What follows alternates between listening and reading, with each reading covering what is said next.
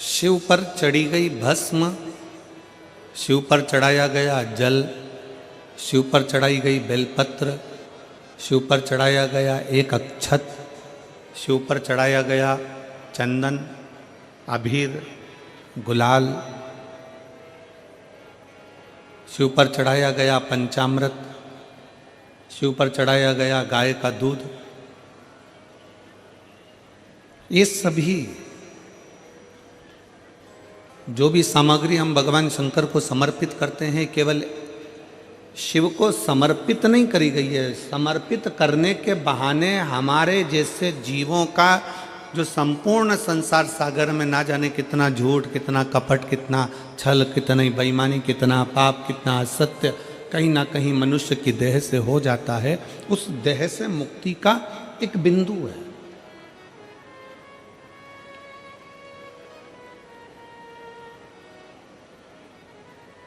और बड़े ध्यान से सुनिएगा, आप अगर शंकर जी को जल चढ़ा रहे हो, एक लोटा जल भगवान शिव को समर्पित कर रहे हो, तो यह ना सोचिए कि शंकर को आपके जल की जरूरत है। उसके ऊपर तो वैसे ही गंगा है, 24 घंटे बह रही है, उसको तुम्हारे जल की जरूरत नहीं है।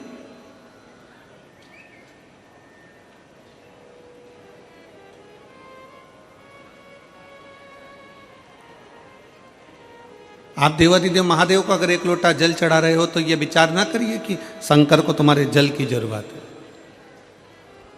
शिव जी को अगर एक बेलपत्र चढ़ा रहे हो, तो ये विचार न करिए कि शंकर जी को तुम्हारे बेलपत्र की जरूरत है। उसके पास में जगदम्बा, जगद्धात्री, दुर्गा, भवानी माता पार्वती विराजमान हैं, जो स्वयं बेलपत्र का एक स्वरूप है, आद्य शक्ति है।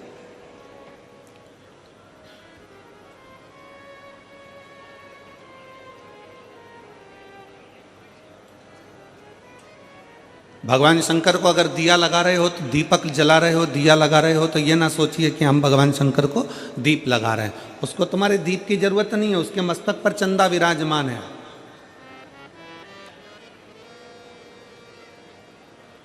उसके मस्तक पर स्वयं चंद्रमा बैठा हुआ है।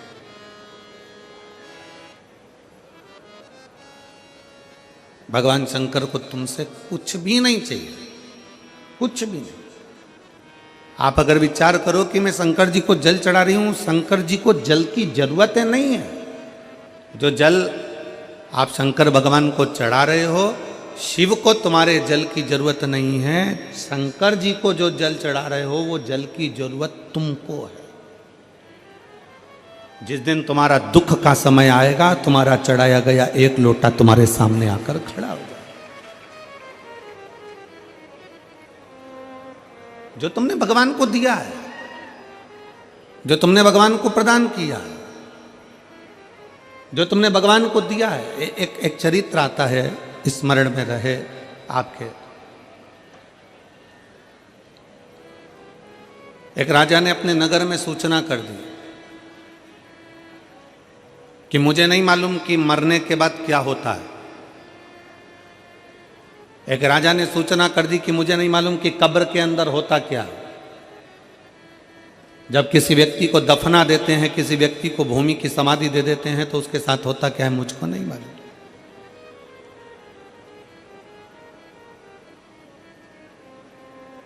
राजा ने सूचना दी,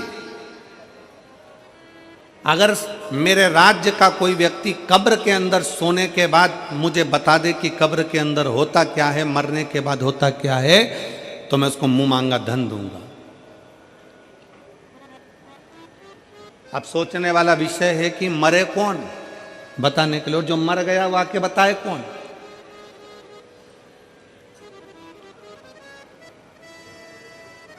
कोई हमसे पूछे कि गुरुजी तुमने कहीं स्वर्ग देखा है, तुमने कहीं नरक देखा है, तो शिव महापुराण की कथा कहती है कि जो चले जाता है वो आकर बताता नहीं है कि वो स्वर्ग में है कि नरक में है।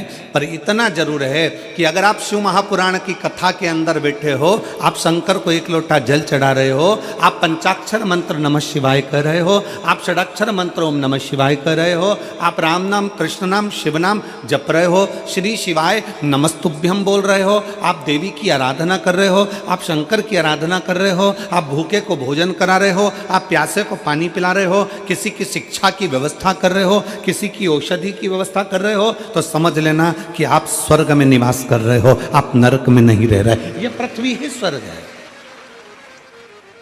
ये भूमंडल ही स्वर्ग है।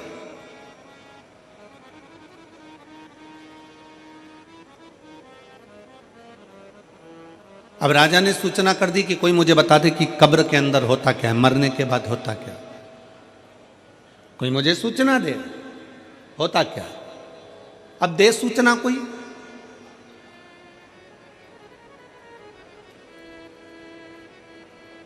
एक सिर फिरा था,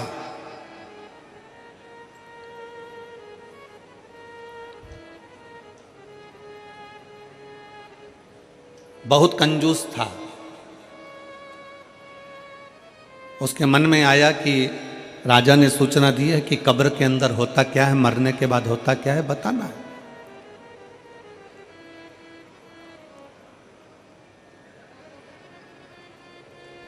और मुंह मांगा इनाम दिया जाएगा, मुंह मांगा धन दिया जाएगा। ठीक है। उस व्यक्ति ने, कंजूस ने विचार करा कि मैं अगर अंदर कब्र में चले जाऊंगा, सो जाऊंगा, 20-25 मिनट की बात है, राजा ने तो 15 मिनट दिए हैं, मैं 20 मिनट अगर कब्र के अंदर मिट्टी में दब के सो भी जाऊंगा तो आकर बता दूंगा कि क्या होता है। ठीक है। उस व्यक्ति ने राजा के पास जाकर कह दिया कि मैं कब्र के अंदर जाने को तैयार हूं, मैं मरने को तैयार हूं, मैं बताने को तैयार। राजा ने कहा ठीक है, तैयारी करो। कब्र खोदी गई, उस व्यक्ति को लेकर आ रहे थे, पीछे उसके एक भिखारी पड़ गया। भैया थोड़ा सा दान दे दो ना, भैया तुम मरने जा रहे हो, तुम कब्र में सोने जा रहे हो, ए भैया थोड़ा सा दान दे दो ना। भिखारी कहे भैया भिक्षा दे दो ना, भैया मेरे कटोरे में कुछ डाल दो ना, भैया कुछ दे दो ना। अब वो भिखारी तो सोच रहा था कि मैं वापिस आऊंगा और सोने ही सोने की रकम मिलेगी, बस। अब ये भिखारी और वो कंजूस अलग, इसको क्या दूं। सामने पड़ा था कचरा, पत्तियों के थोड़े थोड़े जो सूखी पत्तियां पड़ी थी, वो पत्तियां उसने उठाई और उसके कटोरे में डाल दी भिखारी के। ले, ये ले तेरे कटोरे में मैंने दे दिया दान, भग यहां से जा, चल जा यहां से। और कटोरे में वो सूखी पत्तियां, पेड़ की सूखी पत्तियां, कचरा उठाकर डाला। भिखारी कचरा लेकर चले गया। इस व्यक्ति के लिए कब्र खोदी गई, उसको अंदर सुलाया गया, उस पर मिट्टियाँ डाली गई, मिट्टियाँ डालकर पूरा की पूरा पैक करा गया। अब जितनी जितनी मिट्टी डलती जा रही थी उतना उतना उसका मन घबराते जा रहा था कि अब तो मरना निश्चित है, अब जीवित रहूंगा ही नहीं तो बताऊंगा कैसे, धन किससे लूंगा, पैसा किससे लूंगा, मेरे तो प्राण ही चले जाए।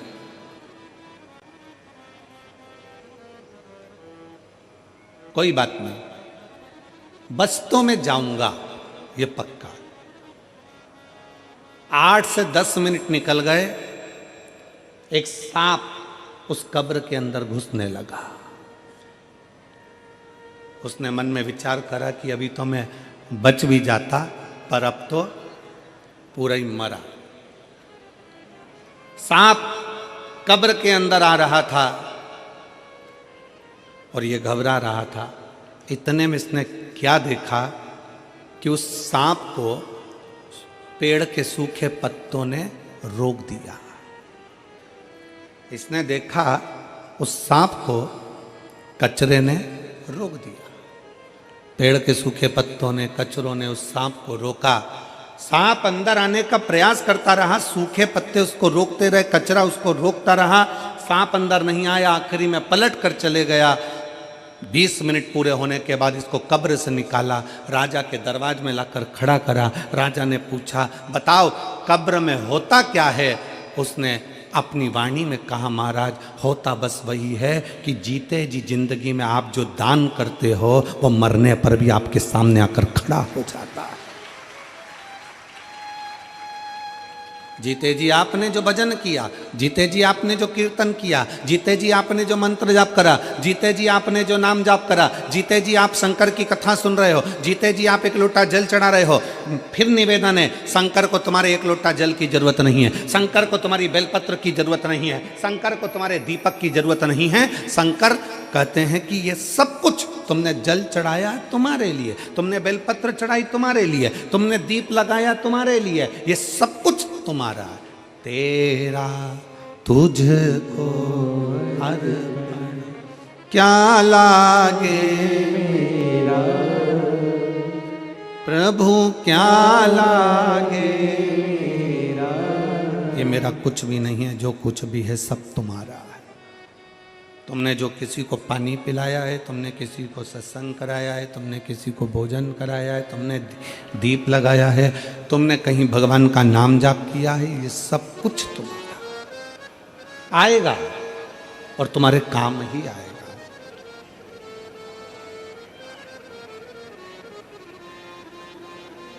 एक लोटा जल सारी समस्या का हल। तुमने जो एक लोटा जल भगवान शंकर को समर्पित करा है, थोड़ा आवाज खींच रहा है, पकड़ रहा है, डीले कम करो हल्का सा और प्लेन करने का उसको सही तरीका पर। एक लोटा जल जो तुमने भगवान शंकर को समर्पित किया है, वो एक लोटा जल किसी दूसरे के लिए नहीं किया है, तुमने अपने लिए किया। शंकर भगवान के पास में जो भस्म है, शिव जी के पास में जो बेलपत्र है, शिव जी के पास में जो चंदन है, शंकर जी के पास में जो बेलपत्र है, जल है, वो शिव का चढ़ाया गया एक एक सामग्री कोई साधारण नहीं होती, उसका बल बड़ा प्रबल होता है, बहुत प्रबल।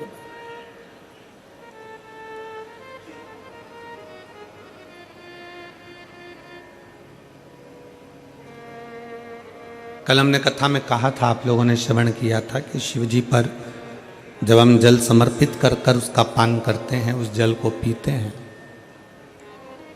तो वो जल जल नहीं रहता, वो अमृत बन जाता है, औषधि बन जाता है, हमारे शरीर के लिए वो सुख प्रदान करने वाला बन जाता है, श्रेष्ठता देने वाला बन जाता है।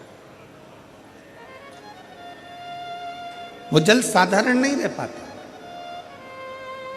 एक बड़ी सुंदर सी कथा आती है कि भगवान का चढ़ा हुआ सामग्री भगवान शंकर पर या माता पार्वती पर स्पर्श करी हुई सामग्री भी करोड़ों का सुख दे जाती है।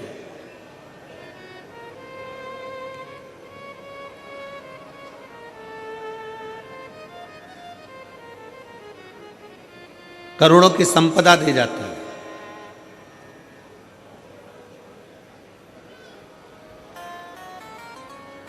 शिव योगी काशी प्रदेश में रहते हैं। काशी प्रदेश में रहते हुए शिव योगी का नियम था कि शंकर पर जो समर्पित करते हैं वो अपने तन पर धारण करते हैं। शिव को अगर भस्म चढ़ाइए तो वो भस्म अपने तन पर धारण कर लेंगे। शंकर को अगर जल चढ़ाया गया है तो उस जल का आचमन कर लेंगे। शंकर भगवान को अगर बेलपत्र चढ़ाई गई है तो वो बेलपत्र भी अपने मस्तक पर रखकर उसका स्मरण करेंगे। शिव को अगर पुष्प चढ़ाया गया है तो वो पुष्प अपने कानों में लगा लेंगे।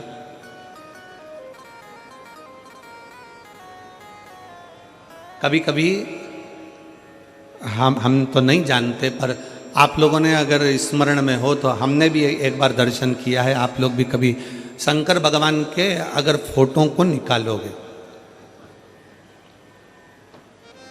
गूगल पर सर्च करना शंकर जी के फोटो निकालना, बहुत सारे, तो उन फोटो में आप पाओगे, आप उन फोटो में दर्शन करोगे कि शंकर जी के कान में एक फूल, शिव जी के कान में कनेर का पुष्प खुसा रहता है। किस किस ने देखा है? किसी फोटो में आप लोगों ने दर्शन करा होगा कि शिव जी के कान में एक पुष्प यहां लगा रहता है।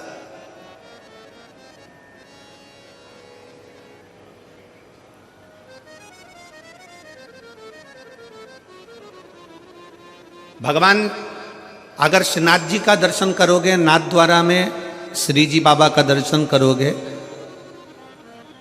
आपके नज़दीक में रायपुर के पास में ही चंपारण है, चंपेश्वर महादेव वहाँ पर विराजमान है, और चंपारण में श्रीमद् वल्लभाचार्य जी की बैठक जी है।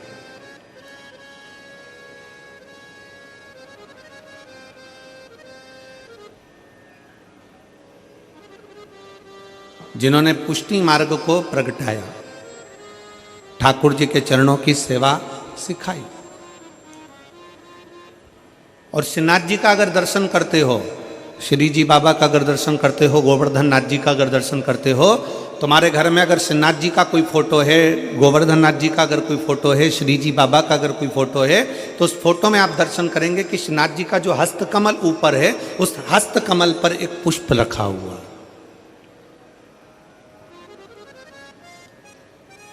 एक पुष्प श्रीनाथ जी के हस्तकमल पर है, एक पुष्प शंकर जी के कर्ण पर। दोनों पुष्प साधारण नहीं है। श्री जी बाबा के हस्तकमल पर जो पुष्प है वो जमुना दास जी ने दिया था। वो पुष्प मेरे गोवर्धन नाथ जी के श्रीनाथ जी के हाथ पर आज भी रखा हुआ। वो पुष्प साधारण नहीं है जो भगवान श्रीनाथ जी ने अपने हस्त पर लिया, और वो पुष्प भी साधारण नहीं है जो भगवान शंकर के कानों पर रखा हुआ है।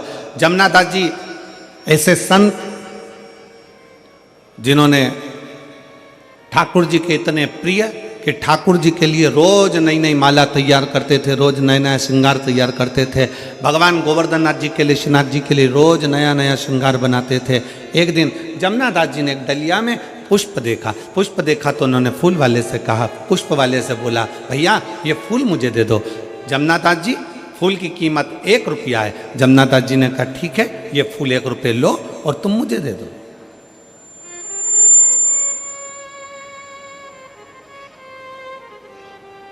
एक रुपया लीजिए और पुष्प मुझे दे दिए। वहीं से नगर का राजा निकल कर जा रहा था जिसका नाम था यवनराज, और यवनराज ने देखा कि डलिया में बड़ा सुंदर फूल है। जमुना दास जी ठाकुर जी की हवेली जी जा रहे हैं, भगवान का दर्शन करने जा रहे हैं, तो फूल लेकर जाना चाहते हैं। और यवनराज एक वेश्या के यहाँ जा रहा था तो उसने देखा कि फूल बड़ा सुंदर है, वेश्या के सिर पर लगाऊंगा, जूड़े में सजाऊंगा, वेश्या बड़ी सुंदर लगेगी, खुश हो जाएगी। उसने रथ रोका, बग्गी रोकी और रोककर कहा, ए फूल वाले, फूल कितने का है? फूल वाले ने कहा फूल 2 रुपए का है। होता है पैदल मूली लेने के लिए जाओगे, पैदल टमाटर लेने के लिए जाओगे, पैदल आलू लेने के लिए जाओगे, पैदल हरी मिर्ची लेने के लिए जाओगे, पैदल गोभी लेने के लिए जाओगे तो 5-10 रुपए किलो मिल जाएगी। 2 व्हीलर से जाओगे तो उसकी कीमत थोड़ी सी बढ़ जाएगी, 4 व्हीलर से जाओगे तो उसकी कीमत दुगनी हो जाएगी। कीमत गाड़ी की है। पैदल गए 10 रुपए किलो मिल गई गोभी, 2 व्हीलर से गए 15 रुपए किलो मिल गई गोभी, 4 व्हीलर से गए 20 रुपए किलो मिल गई गोभी। जमुना दास जी 1 रुपए का फूल ले रहे थे, यवनराज ने आकर पूछा कितने का फूल है? फूल की कीमत बढ़ गई, 2 रुपए का। जमुना दास जी हाथ जोड़कर बोले यवनराज से, महाराज आप तो नगर के राजा हो, आप दूसरा फूल ले सकते हो। मैंने तो ये फूल ठाकुर जी के लिए ले लिया, अपने मन से मैंने ठाकुर जी को चढ़ा दिया, अपने मन से मैंने श्री जी बाबा को समर्पित कर दिया, अपने मन से मैंने भगवान को दे दिया, ये फूल मुझे ले लेने दो। यवनराज ने कहा जमुना दास फूल मैं लूंगा और वेश्या के जूड़े में जाएगा। जमुना दास जी ने कहा ये फूल तो मैंने अपने मन से मेरे गोवर्धन नाथ जी को, मेरे कृष्ण को, मेरे श्री जी बाबा को मैंने समर्पित कर दिया, अब तो फूल मैं ही लूंगा। यमनराज ने कहा जमुना दास समझ जा, तुम मुझसे कह रहा है कि फूल मैं लूंगा, फूल की कीमत मैं 2 रुपए देता हूं। फूल वाले ने कहा ले लो आप। जमुना दास जी ने कहा पहले तो फूल मैंने 1 रुपए में लिया था, माली कहता अब 2 रुपए का है। जमुना दास जी ने कहा फूल की कीमत 4 रुपए देता हूं, फूल मेरा है। यमनराज ने कहा फूल की कीमत 8 रुपए देता हूं। जमनादास जी ने कहा फूल की कीमत 10 रुपए देता हूं। यमनराज ने कहा फूल की कीमत 20 रुपए देता हूं, मैं नगर का राजा हूं, फूल मैं लेकर जाऊंगा। जमनादास जी कहते हैं फूल की कीमत में 40 रुपए देता हूं। यमनराज ने कहा फूल की कीमत 50 रुपए देता हूं। यमनराज ने कहा फूल की कीमत 100 रुपए देता हूं। यमनराज ने कहा फूल की कीमत 1000 रुपए। जमनादास जी कहते हैं फूल की कीमत 10,000 रुपए। जमनादास कहते हैं फूल की कीमत 10,000 रुपए। यमनराज कहते हैं फूल की कीमत 20,000 रुपए। जमनादास जी कहते हैं फूल की कीमत 50,000 रुपए। यमनराज 1,00,000 रुपए फूल की कीमत बोलने वाले थे, पर यमनराज को लगा 1,00,000 में तो 10 बेस्या घर पे ले आऊंगा, फूल को छोड़ो। जमनादास ने अपना मकान बेचा, अपनी जमीन बेची, 50,000 का फूल खरीद कर ठाकुर जी के चरणों में जैसे ही कृष्ण भगवान के चरणों में पहुँचे, जैसे ही ठाकुर जी के चरणों में पहुँचे और जमनादास ने अपना फूल भगवान के चरणों में रखा, वैसे ही मेरे कृष्ण ने, मेरे गोवर्धन नाथ ने, श्री जी बाबा ने उस पुष्प को उठाकर अपने हस्त कमल पर रख लिया। आज भी जमनादास जी का फूल श्री जी बाबा के हस्त कमल पर आज भी रहता है। आज भी आपके घर में अगर फोटो हो तो उसका दर्शन करिए, फोटो ना हो तो मोबाइल पर सर्च कर कर दर्शन करो कि श्रीनाथ जी की मूर्ति पर, श्रीनाथ जी की फोटो में, श्रीनाथ जी के स्वरूप में आज भी श्रीनाथ जी के हस्त कमल पर एक पुष्प रखा रहता है, वो जमनादास जी का है। जमनादास जी ने कहा ठाकुर क्या मेरा ये पुष्प आपको पसंद नहीं आया? जमनादास जी के शब्द सुनकर ठाकुर जी कहते हैं जमनादास तेरा पुष्प तो इतना पसंद आया कि मैं इसको जिंदगी भर अपने हाथ पर रखूंगा, जिंदगी भर अपने हस्त पर रखूंगा।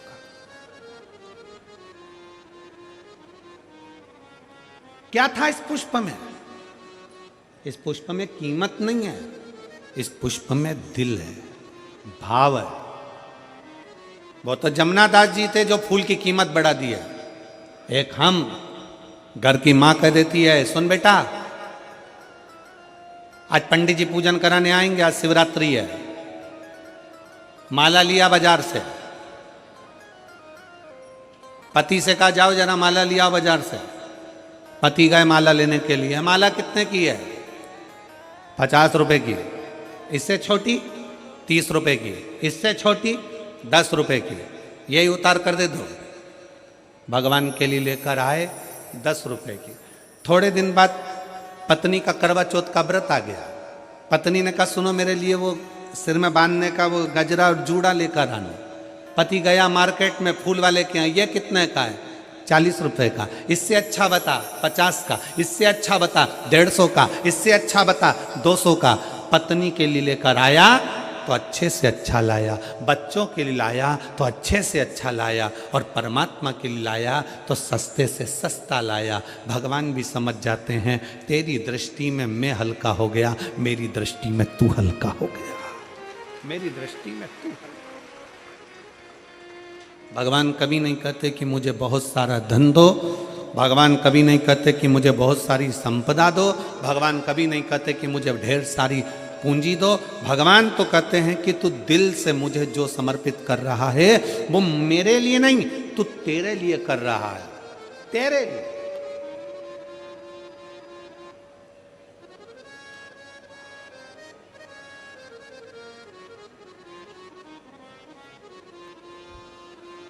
शिव योगी की कथा कर रहे,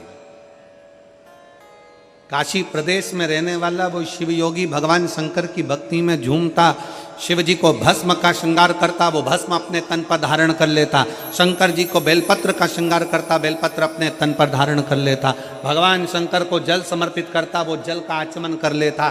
शिव योगी भगवान शंकर को जो समर्पित करता वो शिव का भाव से, भगवान शंकर का औषधि भाव से अपने ऊपर धारण कर लेता। भगवान का चढ़ा भगवान को समर्पित किया गया, कोई साधारण हो सकता है?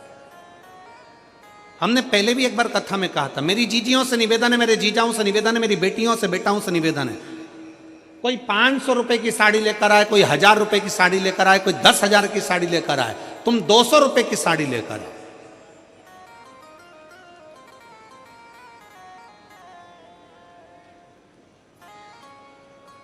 और किसी को मत बोलना कि ये साड़ी 200 रुपए की है। किसी को मत बोलो कि ये साड़ी 200 रुपए की है। वो साड़ी को तुम लाए, सबसे पहले उस साड़ी को उतार कर, उस साड़ी को उस पन्नी में से निकाल कर, उस पॉलिथीन में से निकाल कर, उस साड़ी को बैग में से निकाल कर सबसे पहले माता पार्वती जी को, जो घर में तुम्हारे देवी हो, कुल देवी हो, कुल देवता हो, शंकर जी का शिवलिंग हो, गणेश जी की मूर्ति हो, ठाकुर जी हो, लड्डू गोपाल हो, जो तुम्हारे घर में, उनको अपनी वो साड़ी लाकर एक बार उन पे चढ़ा दो, उनको छुआ दो। जब वो साड़ी उनको चढ़ा दोगे और वापिस लोगे तो वो क्या बन जाएगा? भगवान का प्रसाद। अब वो साड़ी नहीं रही, अब वो प्रसाद बन गई। चलो एक बात आपसे पूछें, भंडारे में गए हो कभी? अरे जम के तो बोलो जरा। आजकल छत्तीसगढ़ वाले कम बोलते हैं क्या? जम के तो बोलो जरा। भंडारे में गए हो, सब्जी खाई है, वो सब्जी तुम घर में बनाकर खाओगे तो वैसा स्वाद आएगा क्या? नहीं। भंडारे की पूड़ी में, भंडारे की सब्जी में, भंडारे के चावल में, भंडारे के दाल में। और हम तो जजमान जी से भी कहेंगे, कमल देवांगन जी से, देवांगन जी यहाँ भी कथा में भंडारा चला रहे हो तो एक निवेदन है, कभी आप भी 7 दिन में एक दिन उसका प्रसाद पाकर देखना, वो शंकर का अमृतमय प्रसाद होता है, वो भंडारा प्रसाद, उसका भाव बड़ा शुद्ध होता है। कभी मौका मिले तो एक आध बार गुरु नानक देव जी के गुरुद्वारे में लंगर में जाकर देखना। कभी मौका लग जाए, एक बार गुरु नानक देव जी का कहीं गुरुद्वारा हो और उस गुरुद्वारा का लंगर का प्रसाद चख कर देखना, उस प्रसाद की महत्वता को जानोगे कि लंगर जो हम चखते हैं उसका क्या है। कभी मौका लग जाए किसी सदगुरु के दरवाजे पर जाकर उस प्रसाद को पाकर देखिए। कभी मौका लग जाए तो कुबेरेश्वर धाम पर आकर जो खिचड़ी बाबा की मिलती है उस खिचड़ी का प्रसाद पाकर देखिए। कभी मौका लग जाए तो किसी संत साधु गुरुजन तपस्वी जन साधक उपासक के यहाँ जाकर उस तप बल से पकी हुई इस प्रसाद को पाई, उसका स्वाद देखिए। साड़ी वही है, 200 रुपए की साड़ी है। किसी को मत बताओ कि 200 की है, बस उसको ले जाके भगवान को चढ़ा दो, प्रसाद बन जाए। अब वो प्रसाद बन गई तो वो कीमत वाली हो गई, वो प्रसाद बन गई तो उसमें स्वाद आ गया, वो प्रसाद बन गई तो भगवान का स्वाद हो गया। स्वाद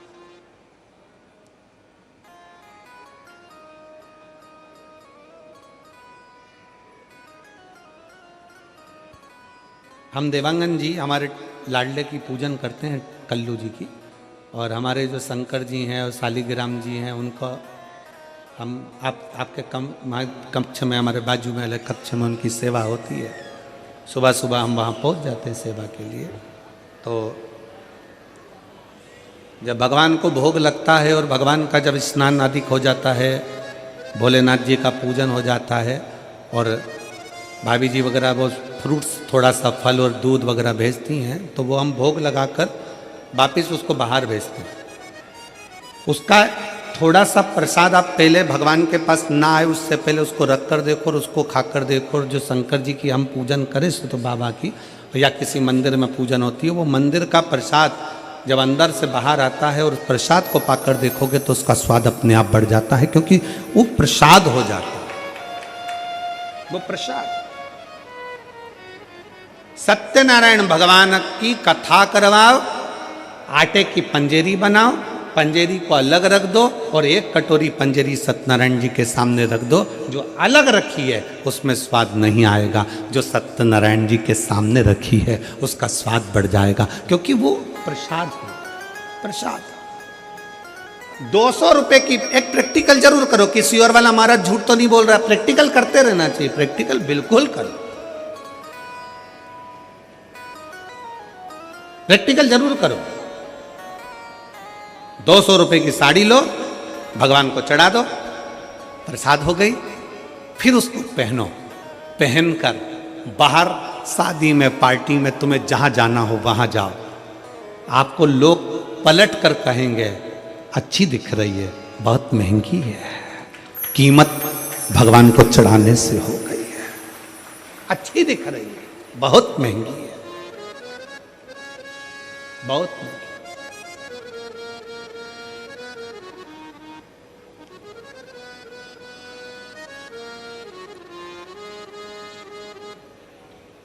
और तेरा ही दिया मैंने खाया पिया है, तेरा शुक्रिया है, तेरा शुक्रिया है।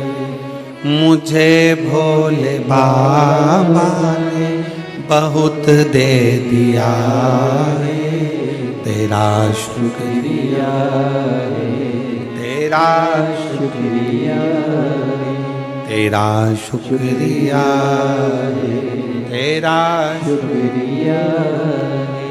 ये जायदाद दी है, औलाद दी है, ये जायदाद दी है, औलाद दी है। मुसीबत में हर वक्त इमदाद दी है, मुसीबत में हर वक्त इमदाद दी है। तेरा ही दिया मैंने खाया पिया है, तेरा शुक्रिया है, तेरा शुक्रिया है। मुझे भोले बाबा ने बहुत दे दिया है, तेरा शुक्रिया है, तेरा शुक्रिया है। एक साधारण से साधारण वस्तु की भी कीमत है अगर शंकर को समर्पित हो गई। साधारण सी वस्तु,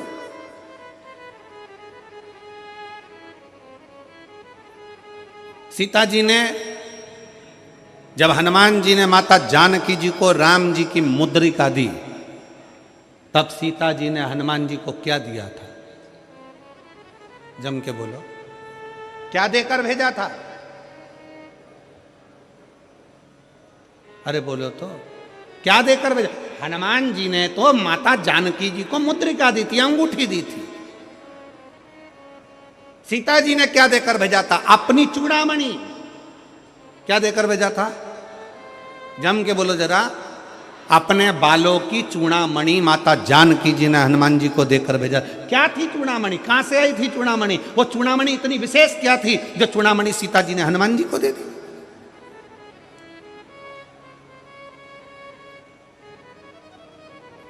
और पूरे आभूषण माता जानकी जी का जब रावण हरण कर लेकर जा रहा था तो सीता जी आभूषण फेंकती फेंकती जा रही थी।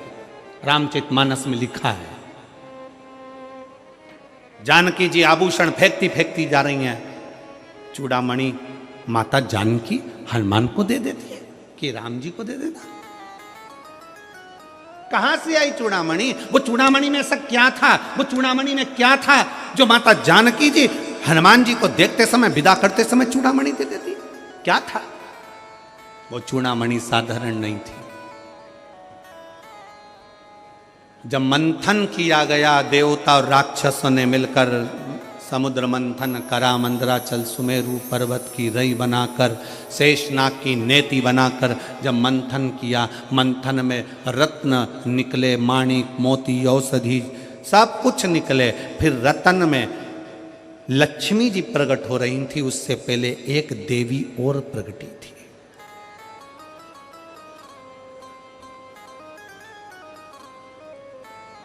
उस मंथन में एक देवी और प्रकटी थी। लक्ष्मी जी के प्रकट होने से पहले एक देवी और प्रकटी थी जिसका नाम था रत्नाकर नंदिनी। सब बोलो उसका नाम। क्या नाम है उसका? रत्नाकर नंदिनी। जम के बोलो जरा। लक्ष्मी जी के प्रकट होने से पहले मंथन में एक देवी और प्रकटी थी जिसका नाम था रत्नाकर नंदिनी। रत्नाकर नंदिनी जैसे ही प्रकट हुई, उसने भगवान विष्णु का दर्शन किया तो उसके मन में आ गया कि मैं इनको पति बनाऊंगी। तुरंत उसके मन में भाव जागृत हो गया, मैं नारायण को अपना पति बनाऊंगी, मैं नारायण को अपना पति बनाऊंगी। और पति बनाने के लिए माला तैयार करने के लिए, फूल ढूंढने के लिए चली गई, पुष्प ढूंढने के लिए।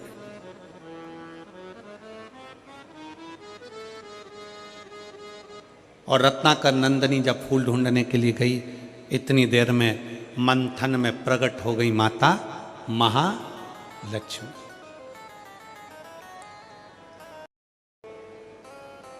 अब मां महालक्ष्मी जब प्रकट हुई तो उनके हाथ में पुष्प की माला थी। भगवान नारायण को जैसे ही लक्ष्मी जी ने देखा, आगे बढ़कर माता लक्ष्मी ने वो नारायण के गले में माला पहना दी।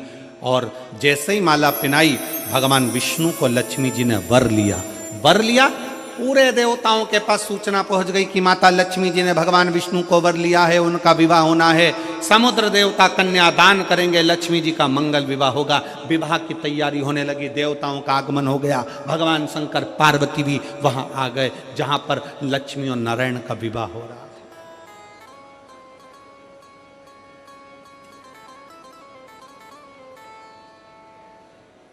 पहुंच गए।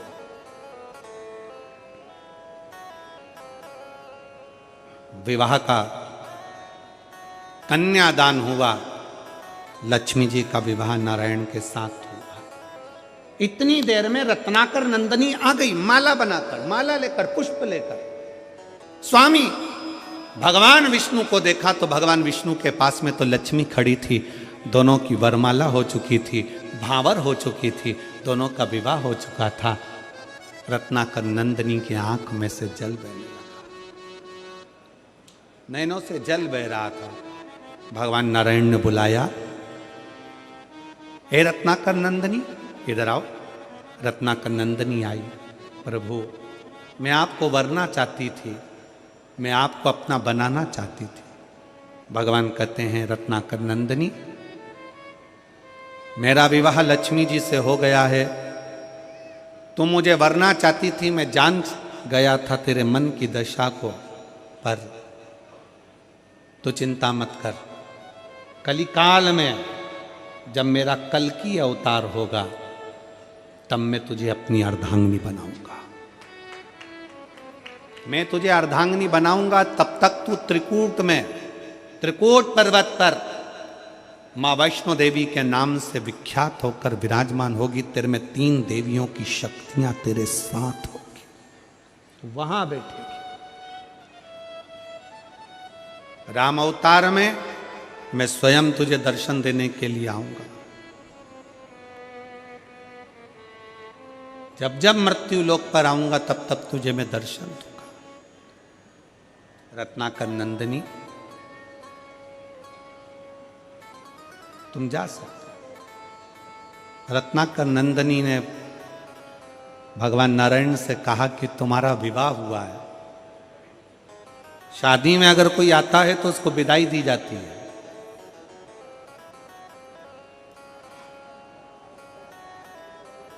शिव महापुराण की कथा में अगर कोई आता है तो उसको जजमान विदाई नहीं देता।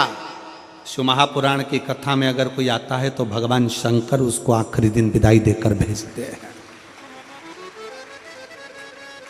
इसीलिए शिव महापुराण का 6ठा दिन शिवरात्रि मानी जाती है और 7वें दिन विदाई मानी जाती है। तो भगवान शंकर उसकी झोली में खुशियां देकर भेजते हैं।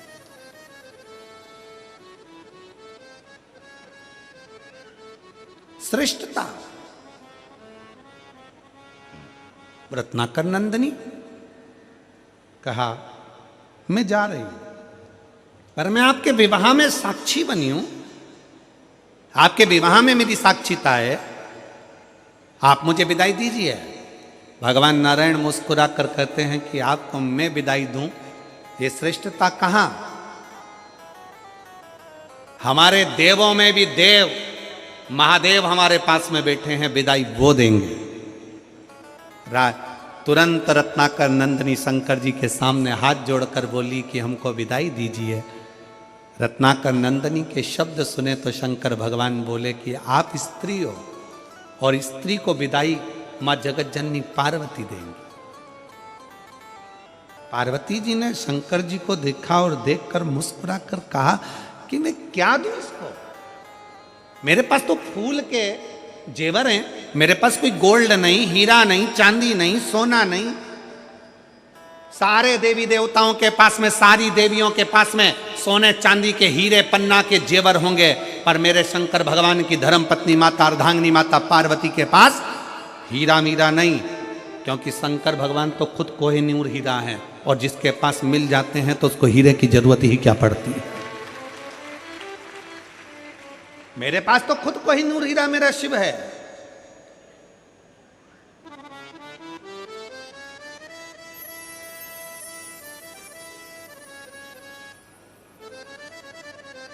इसीलिए वो कहते हैं ना,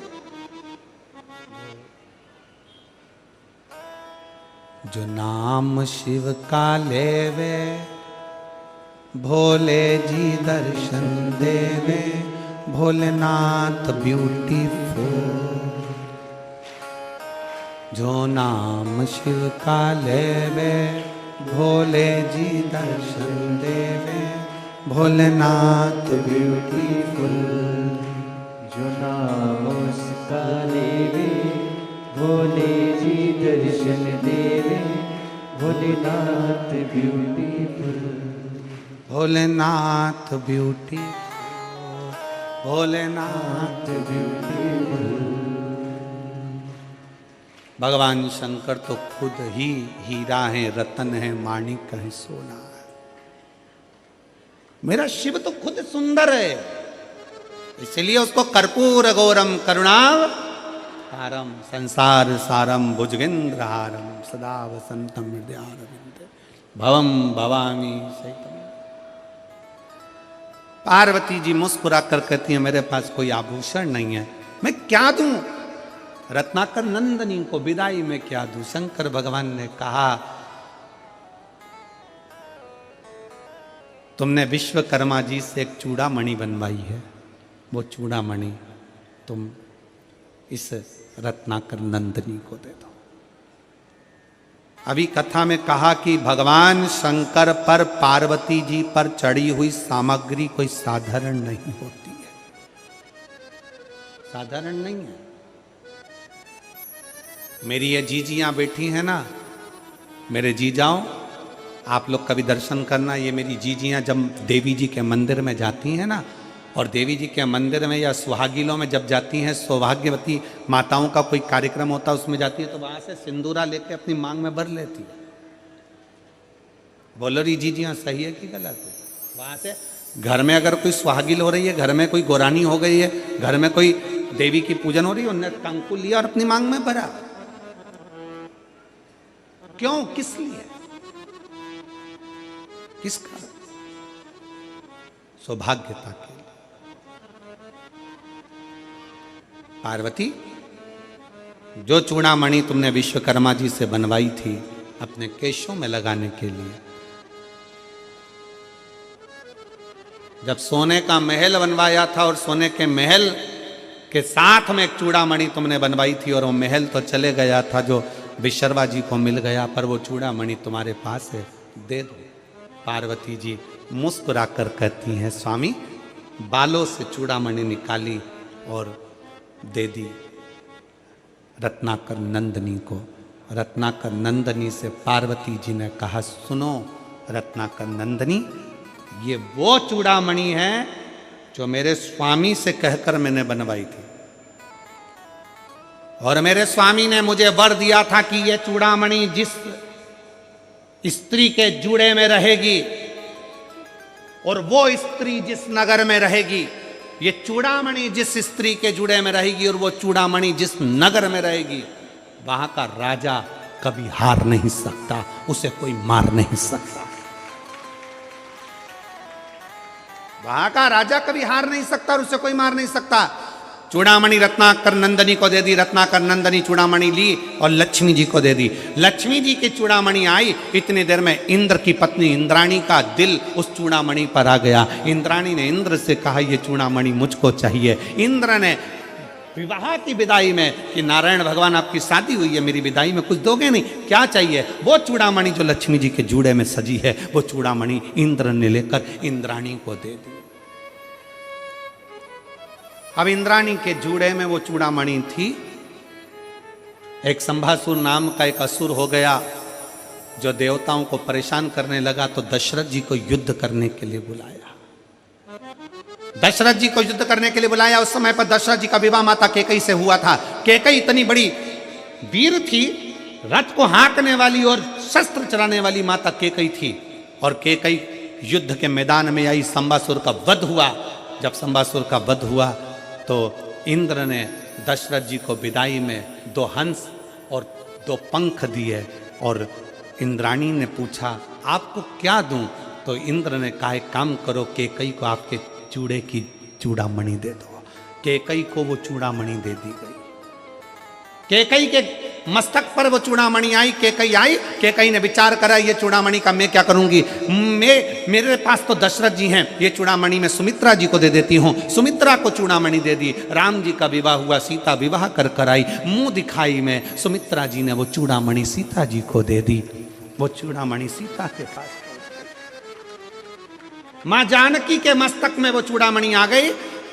बलकल वस्त्र पहने, थोड़े से आभूषण पहनी हुई माता जानकी चली। वन में जाने पर जब उनके वस्त्र, उनके आभूषणों को फेंका गया, चूड़ामणि उनके मस्तक पर रह गई। लंका में चली गई। हरण होकर जब लंका में पहुंची, हनुमान जी मुद्रिका लेकर आए, तब सीता जी को ध्यान आया कि ये वो चूड़ामणि है जो दशरथ जी ने कहा था, सुमित्रा जी ने कही थी, ये चूड़ामणि जिसके जूड़े में रहेगी और वो जूड़े में लगी हुई स्त्री जिस नगर में रहेगी, वहां का राजा कभी मर नहीं सकता और वहां का राजा कभी हार नहीं सकता। अगर ये चूड़ामणि लंका में रह गई तो मेरे राम इस रावण को नहीं मार सकते। इसलिए हनुमान जी के आते से सबसे पहला काम करा, चूड़ामणि को लेकर भेज दिया। फिर लंकापति मरा है, फिर लंकापति। अब जरा विचार करिएगा, शंकर जी की अर्धांगिनी माता पार्वती, शिव और शक्ति दोनों पर चढ़ी हुई एक वस्तु, जरासी बेलपत्र शंकर जी पे चढ़ी हुई खा लेते हैं, औषधि मुक्त हो जाते हैं। जरा सा चढ़ा हुआ जल हम पी लेते हैं, औषधि के रूप में लेकर हम रोग मुक्त हो जाते हैं। केवल बाल में लगी हुई चूड़ामणि भी, माता पार्वती के मस्तक की वो चूड़ामणि भी इतना फल दे जाती है कि नगर के राजा को बचा लेती है। नगर के राजा क्या करती है शिव महापुराण की कथा। शिव महापुराण की कथा क्या करती है। अभी हम आ रहे थे तो रास्ते में हमने देखा कि बहुत सारी दुकानें यहाँ पर रायपुर के इन रस्तों में लगी हुई थी। लाल कलर का कपड़ा पहने हुए बच्चों की ड्रेस में पुतला होन और उसके ऊपर टोपी, बहुत सारे कपड़े बिक रहे थे। कोई कुछ बेच रहा था, कोई कुछ बेच रहा था। हमने पूछा हमारे पीएसओ से कि ये आज क्या बिक रहा है, तो कहा गुरुजी आज वो लोग लेते हैं बच्चों को पहनाने के लिए। तो हमने कहा बताओ दुनिया कहाँ चली गई। अगर भारत की भूमि पर किसी को पहनाना है तो वीर शिवाजी के कपड़े पहना दो। भारत की भूमि पर पहनाना है तो इस महाराणा प्रताप के कपड़े पहना दो। भारत की भूमि पर अगर पहनाना है तो अपने बच्चों को वीर शिवाजी, महाराणा प्रताप, झांसी की रानी, माहिल्याबाई बना दो। पर अपने बच्चों को ऐसे कपड़े पहना के जोकर मत बनाइए जिससे उनकी हंसी उड़ जाए। सनातन धर्म की साख को मजबूत करिए, सनातन धर्म की साख को प्रबल बनाइए और सनातन धर्म को मजबूत करने का प्रयास करिए। अपना धर्म छोड़कर किसी दूसरे धर्म में जाकर झूठन मत खाइए, भले अपनी रूखी सूखी हो वो खाइए। अपने घर का खाओ, रूखा सूखा जैसा भी। और घर की रोटी के आगे कोई रोटी अच्छी लगे क्या रीजी जी? अरे बोलो तरी मेरी छत्तीसगढ़ की बहनों, ओ मेरे जी जाओ, अपने घर की रोटी क्या। तुम कहीं की भी होटल में चले जाओ, 5 स्टार होटल में चले जाओ, कहीं पर भी घूमने चले जाओ, कितने भी एसी के कमरे में ले लो, कितने भी अच्छे डनलप के गद्दे पर सो लो, 15 दिन 20 दिन 1 महीने में तुम्हें तुम्हारे घर की याद आएगी। कितनी भी तुम मटर पनीर खा लो, पालक पनीर खा लो, चाहे तुम दुनिया भर की सब्जी खा लो, भगर मगर जो भी हो तुम्हारा, वो क्या बोलते हैं उसको, मीन चाउमीन और कुत्ता नहीं कोत्ता, हाँ मोमोज, हाँ जो भी तुम्हें खाना है सब खा लो। पर कितना ही खा लो, उसके बाद भी तुमको 8-15 दिन में याद आएगी कि मेरी मम्मी के हाथ की मुझे रोटी याद आ रही है, मेरी पत्नी के हाथ का भोजन याद आ रहा है। बस वही, तुम दुनिया में थोड़ी बहुत चमक ममक इधर उधर की देख के चले जाते हो दूसरे धर्म की ओर, सनातन धर्म को छोड़कर दूसरे धर्म की ओर चले जाते हो, थोड़ी सी चमक देखी और बढ़ जाते हो ना। सनातन धर्म से बड़ा कुछ नहीं है। अपने सनातन को बचाने के लिए तो गुरु नानक देव जी ने अपने बाल तक बढ़ा लिए थे, जटा तक बांध ली थी कि सनातन को मजबूत रखूंगा, रक्षा के लिए। धर्म रक्षा बहुत जरूरी है, सनातन रक्षा बहुत जरूरी।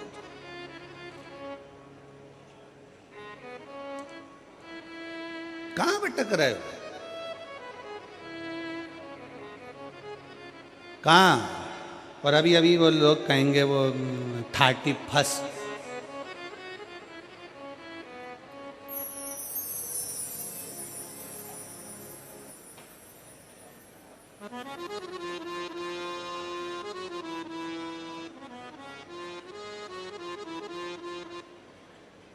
वो कहेंगे लोग वाग हैप्पी न्यू ईयर। कुछ नहीं हुआ, केवल कैलेंडर बदला, तुम तो जैसे थे वैसे की वैसे ही रह गए। क्या मतलब?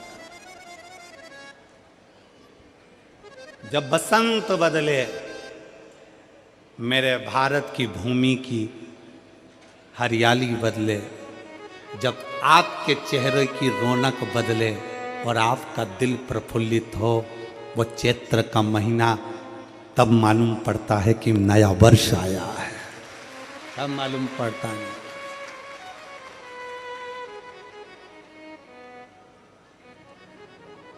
31 तारीख को दारू की बोतल खुलती है और भारतीय नए वर्ष चैत्र की नए वर्ष में गंगा जल खुलता है।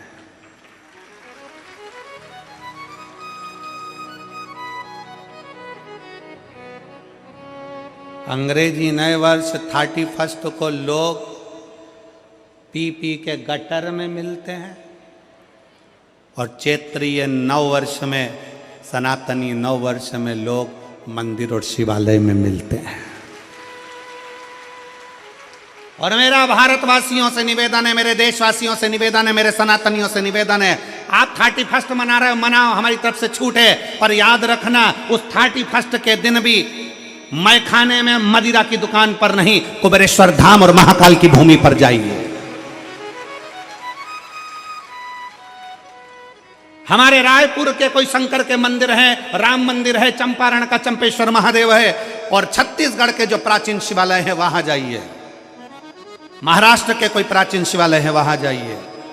वहां जाकर अपने को अगर मनाना ही है तो भगवान शंकर की शरण में मनाओ, क्योंकि आप कितने किस्मत वाले हो रहे छत्तीसगढ़ वालों की, ये दिसंबर एंड की 24 से 30 तारीख तक की कथा तुमको मिली। मतलब दिसंबर का एंड भी तुम शंकर की शरण में, और 2025 की शुरुआत 4 जनवरी से 10 जनवरी तक छुरिया हाले कोसा में कथा मिल गई। मतलब तुम्हारा 24 और 25 सब बढ़िया बाबा के चरणों, शिव भक्ति में जाओ, उसके चरणों में मनाओ।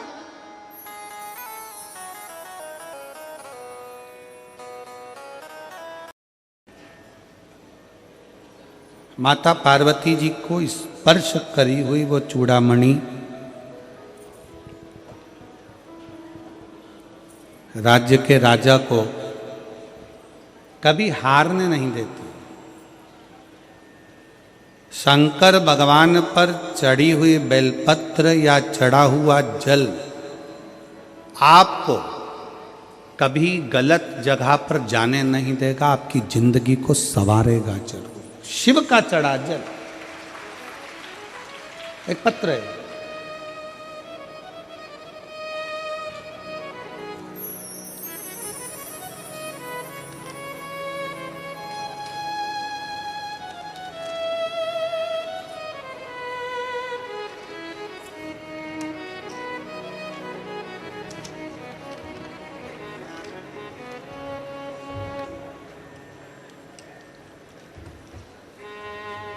मेरा नाम ललिता साहू है।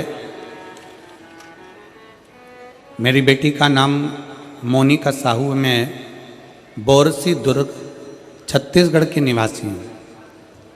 कहीं बैठी हों तो हाथ हिला सकती हैं। कहीं बैठी हों तो हाथ हिला सकती हैं।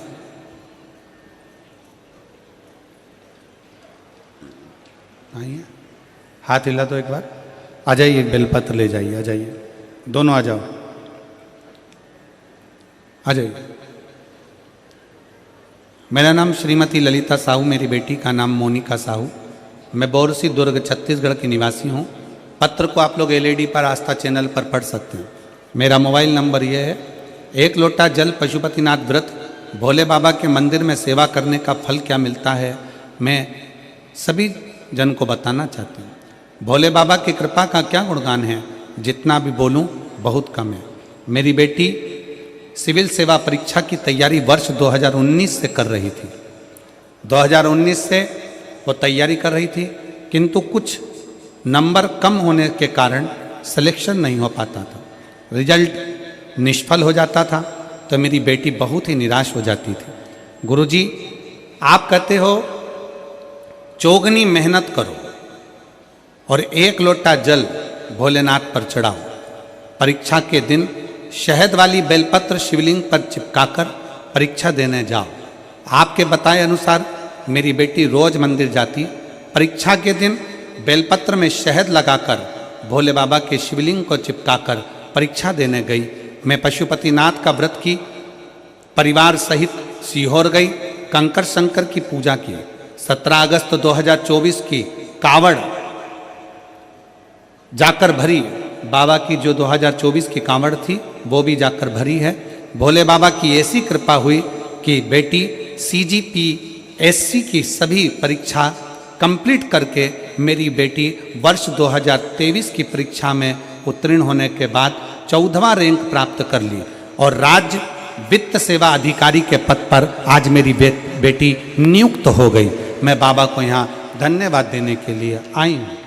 कहीं बैठे हैं तो आकर आप बेलपत्र ले सकते। अगला पत्र है। मेरा नाम विनोद सेन, पिता श्री देवलाल सेन। कहीं बैठे हों, ग्राम पंचायत नवगांव, पोस्ट रोंधा, तहसील धमधा, जिला दुर्ग, छत्तीसगढ़ का निवासी हूँ। मेरा मोबाइल नंबर ये है। कहीं बैठे हों, विनोद सेन, पिता श्री देवलाल सेन, ग्राम आप ही हैं। आ जाइए, एक बेलपत्र ले जाओ बेटा। हाथ हिलाओ एक बार वापिस। आ जाओ।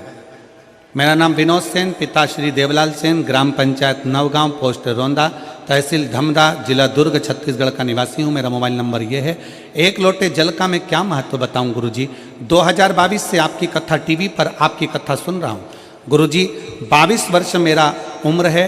2023 में मैंने अपना ग्रेजुएशन पूर्ण किया और 2023 में ही मैंने एक सरकारी नौकरी के लिए परीक्षा दिया। उससे पहले मैंने कोई कोचिंग या तैयारी नहीं किया था।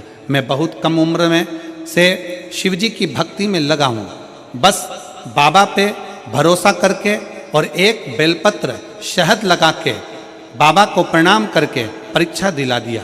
2024 सितंबर में आपका उसका परिणाम आया और उस परीक्षा में पास हो गया। CSPDL CL विद्युत विभाग में असिस्टेंट इंजीनियर के पद पर बाबा ने मुझे चयनित करा दिया। मैं गांव का पहला लड़का हूं जो सरकारी नौकरी में लगा हूं। बाबा, ये केवल बाबा की कृपा है जो मेरे गांव का पहला व्यक्ति सरकारी नौकरी में लगा। मैं बाबा को प्रणाम करने के लिए आया हूं।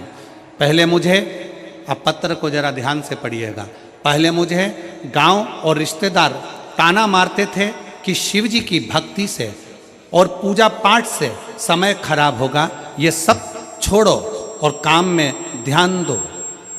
ये सब छोड़ दो और काम में ध्यान दो। गुरुजी, बाबा ने मेरी नौकरी लगा के सभी को जवाब दे दिया कि शंकर जी पे चढ़ाया गया एक लोटा जल कभी खाली नहीं जाता। शिव भक्ति मूल। और देखो रे भाई, ओ छत्तीसगढ़िया सबले बढ़िया, थोड़ा ध्यान से सुनिएगा।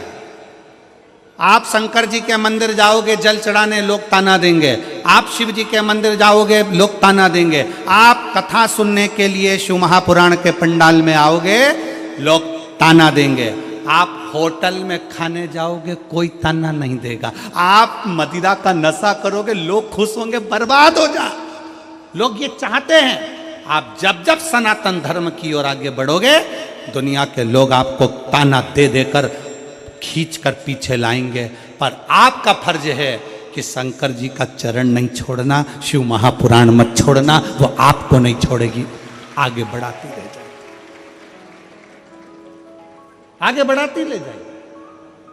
इस बेटे ने लिखा, पहले मुझे गांव और रिश्तेदार ताना मारते थे कि शिव जी के मंदिर में हो, क्यों झाड़ू लगाना, क्यों पोछा लगाना, क्यों पूजन करना।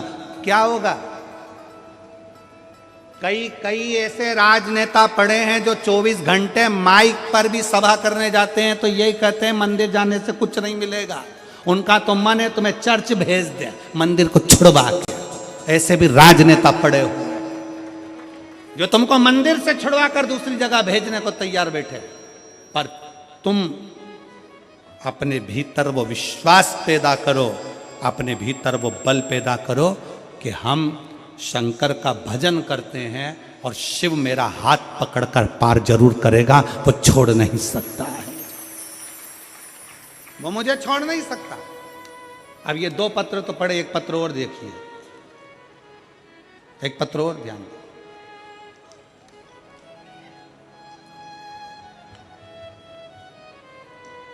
मैं दीपक यादव सेज बाहर दुर्गा चौक से हूं। कहीं बैठे हो? दीपक जी यादव सेज बाहर दुर्गा चौक से हूं। कहीं बैठे हो तो हाथ हिला सकते हैं। श्री दीपक जी यादव सेज बाहर दुर्गा चौक से हूं। कहीं बैठे हो तो हाथ हिला सकते हैं। और अगर बच्चा साथ में आया है तो उसको लेकर आ सकते हैं। मैं बाबा का क्या कहूं, उनका हम सब पर बड़ी कृपा है। मेरे पुत्र यमन यादव 4 वर्ष से, बचपन से, पैदाइश से नहीं बोल पा रहा था। डॉक्टरों की रिपोर्ट के अनुसार बच्चा कभी नहीं बोल पाएगा। 4 वर्ष का बच्चा मेरा बचपन पैदाइश से नहीं बोल पाता था। मैं बाबा का 1 लोटा जल का क्या वर्णन करूं गुरुदेव। 1 साल मैंने बाबा का चढ़ाया हुआ जल लाकर उसको पिलाना प्रारंभ करा और आज मेरा बेटा पूर्ण तरह से बोलने लगा। मैं बाबा को यहाँ धन्यवाद देने के लिए आया। कहीं बैठे हैं? हाथ हिलाओ। बच्चा आया है दीदी? बाबू आया है क्या साथ में? नहीं आया? आ जाओ आप, उसके लिए बेलपत्र ले जाना। आ जाइए। मेरा बच्चा पैदाइश बोल नहीं सकता था, 4 साल का हो गया, बोल नहीं पाता था। डॉक्टरों ने भी मना कर दिया था कि ये कभी नहीं बोलेगा। पर बाबा का 1 साल से जल पिला रहा हूं और बाबा की कृपा से बच्चे ने बोलना चालू कर दिया। मैं बच्चे का फोटो भी लगा रहा हूं। शिव तत्व, शंकर, ओघड़दानी, त्रिकालदर्शी, कैलाशी, शिव होता ही ऐसा। शिव भक्ति। आ जाइए। और लुटा दिया भंडार काशी वाले ने, कर ललिता दिया साहब, माला बधाई आपको बहुत। काशी वाले ने, लुटा दिया भंडार काशी वाले ने। राज्य वित्त सेवा अधिकारी आपकी बेटी बनी है, उसको बहुत बहुत साधुवाद है हमारी तरफ से। बधाई बाबा की। साधु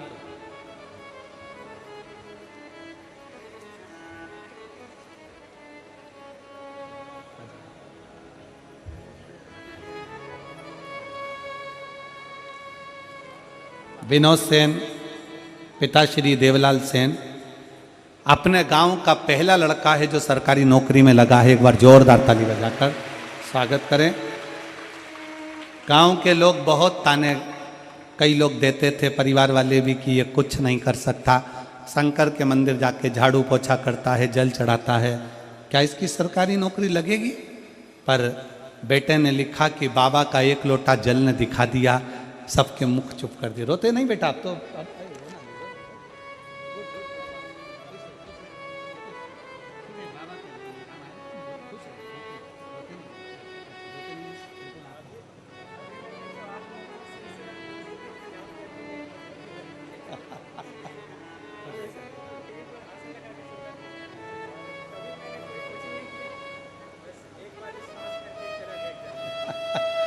बेटा कह रहा है कभी मैंने कोचिंग नहीं करी, आपको गुरु मानकर श्री शिवाय नमस्तुभ्यम बोल पढ़ता रहा।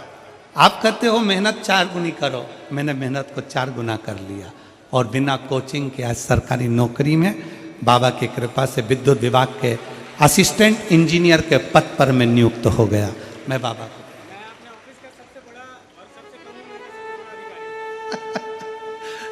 इसके ऑफिस का ये सबसे कम उम्र का सबसे बड़ा अधिकारी है। एक बार जोरदार ताली बजा। बहुत बहुत एक माता पिता के लिए,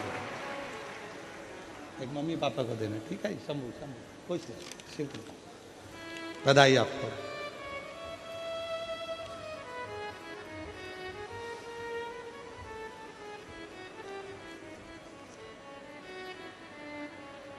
और रिश्ता तेरा मेरा सबसे प्यारा, रिश्ता तेरा मेरा सबसे प्यारा, तू मेरा बाबा, मैं हूँ तेरा लाला, मैं हूँ तेरा लाला।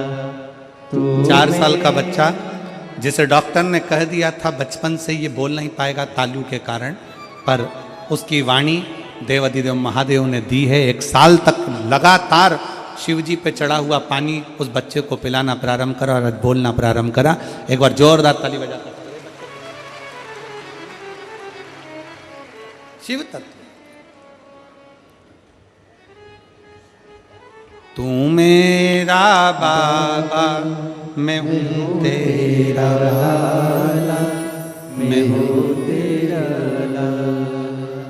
तू मेरा बाबा, मैं हूँ तेरा लाला, मैं हूँ तेरा लाला। लाखों की संख्या में आप लोग पहुंचे हैं, पंडालों में जगह नहीं है, दिल से आप कथा श्रवण कर रहे हैं, हृदय से सुन रहे हैं, और ये हमारा विश्वास कहता है, मेरा शंकर की भक्ति कहती है और मेरा विश्वास कहता है कि मेरा भोलेनाथ आपकी भी झोलियां खुशियों से जरूर भरेगा और खाली नहीं भेजेगा। ये बोल बम का नारा है। जरा जम के दोनों हाथ उठाकर बोल बम का नारा है। सारी समस्या का हल ये विश्वास करता है, खाली नहीं जाओगे, भरोसा। आप शिव को, शिव का दरवाजा मत छोड़ो, शंकर की शरणागति मत छोड़ो, शिव की चौखट मत छोड़ो, शंकर की भक्ति मत छोड़ो। शिव कथा कर रही है, शिव महापुराण वर्णन कर रही है। एक 200 रुपए की साड़ी भी अगर भगवान शंकर को, देवता को चढ़ाकर प्रसाद समझकर हम पहन रहे हैं, उसकी कीमत है। शिवयोगी काशी प्रदेश में रहने वाले एक सन्यासी, एक तपस्वी, एक साधक शंकर को चढ़ी हुई भस्म अपने तन पर धारण कर शंकर की चढ़ी हुई भस्म को अपने तन पर लगा ले।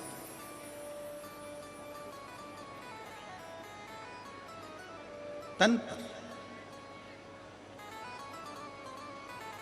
हमने आपको एक बात कही थी कि अपने घर के दरवाजे पर श्री शिवाय नमस्तुभ्यम लिख दो।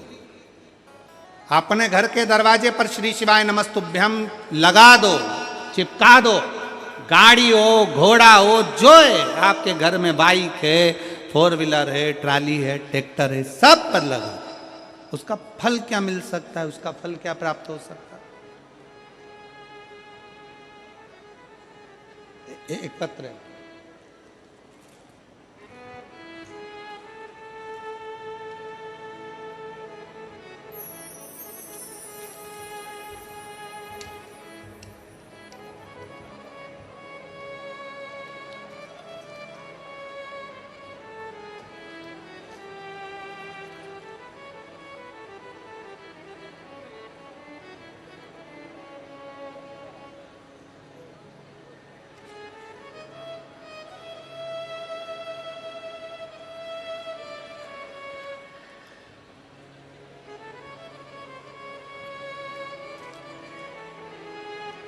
हनुमान सिम्बा पांडे, प्रोफेसर कॉलोनी, रायपुर, छत्तीसगढ़ से हैं। कहीं बैठी हों तो हाथ हिला सकती हैं। आप ही हैं? श्री शिवाय नमस्तुभ्यम। आ जाओ, एक बेलपत्र ले जाना चाहिए। भोलेनाथ पर जल चढ़ाने का मैं क्या वर्णन करूं गुरुदेव। पहले मैं बताना चाहूंगी कि मैंने दरवाजे पर श्री शिवाय नमस्तुभ्यम लिखा, उसको आप देखिए। पहले दरवाजे पर मैंने श्री शिवाय नमस्तुभ्यम लिखा, और बाबा का दरवाजे पर जिस दिन से श्री शिवाय नमस्तुभ्यम लिखा, 10 से 12 साल का सपना था कि मेरा 2 मंजिल मकान ऊपर की ओर बन जाए। मैं प्रयास करती रही पर नहीं बन पाया। पर पहली बार मैंने दरवाजे पर श्री शिवाय नमस्तुभ्यम लिखा। 1 रुपया भी पास में नहीं था, पर बाबा ने कहीं से व्यवस्था कर कर हमारा 3 मंजिल मकान खड़ा कर दिया। मैं बाबा को यहाँ प्रणाम करने के लिए आई। एक ये तो साधारण पत्रों के भाव में एक पत्र और देखिए, बड़ा सुंदर लिखा है। मेरा नाम लुसिका यादव, उम्र है 22 वर्ष। मेरी माता का नाम अनीता यादव है, पिता का नाम संतोष यादव है। ग्राम उतई, जिला दुर्ग, छत्तीसगढ़ की निवासी हूँ। कहीं बैठी हो तो हाथ हिला सकती हैं। आप ही हैं? श्री शिवाय नमस्तुभ्यम। आ जाओ बेटा, बेलपत्र लेकर जाओ। मेरा नाम लुसिका यादव है, उम्र 22 वर्ष है। मेरी माता का नाम अनीता यादव, पिता का नाम संतोष यादव है। ग्राम उतऊ, जिला दुर्ग, छत्तीसगढ़ की निवासी हूँ। भोले बाबा का क्या वर्णन करूं गुरुदेव। बाबा पर किया गया विश्वास कभी खाली नहीं जाता। मैं 2020 से सरकारी नौकरी की तैयारी कर रही थी, पर कहीं भी मेरा सिलेक्शन नहीं हुआ। मैं टीवी पर आपकी कथा सुनती, मंदिर जाती, 1 लोटा जल चढ़ाती, एक धतूरा अपना नाम और गोत्र बोलकर जैसा आपने कहा वैसा कि वैसे ही चढ़ा देती। आप कहते हो गुरुदेव कि अपनी कैपेसिटी से ज्यादा चौगनी मेहनत करो। आप कहते हो अपनी कैपेसिटी से ज्यादा चौगनी मेहनत करो। मैंने 25 से 31 जुलाई 2024 को भिलाई छत्तीसगढ़ की शिव पुराण की कथा 7 दिन पंडाल में बैठकर सुनी। और पंडाल में बैठकर कथा तो सुनी, साथ में एक विश्वास इस बेटी का दिल का, भरोसा इस बेटी के हृदय का, दृढ़ता इस बेटी के हृदय का, और श्री शिवाय नमस्तुभ्यम मंत्र को दरवाजे पर लगाना, मेहनत को 4 गुना कहना, और शहद और बेलपत्र का बाबा को समर्पित कर कर जाना। मेरा फिजिकल मेडिकल एग्जाम के दौरान 108 बार श्री शिवाय नमस्तुभ्यम का मंत्र जाप करती, और बाबा से ऐसी कृपा कर दी गुरुदेव, आज मैं सिलेक्शन हो गया। 14 दिसंबर 2024 को ITBP भारत तिब्बत सीमा पुलिस अधिकारी के पद पर मेरी नियुक्ति हो गई। मैं बाबा को प्रणाम करने के लिए आई, मैं बाबा को यहाँ धन्यवाद देने के लिए आई। ये शिव तत्व है, ये ओघड़ी है, ये शंभु है।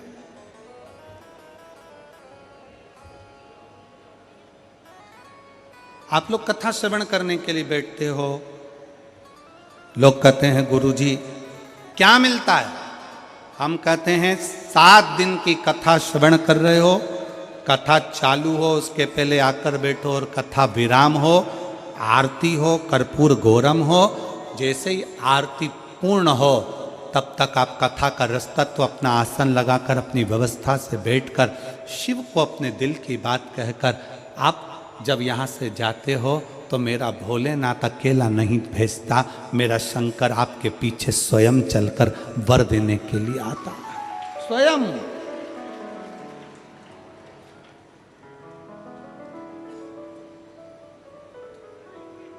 कोई लेट बनता है, कोई जल्दी बनता है, और शिव को जल चढ़ाने वाला एक दिन जम के बोलो जरा, एक दिन सेठ जरूर बनता, खाली नहीं जाता।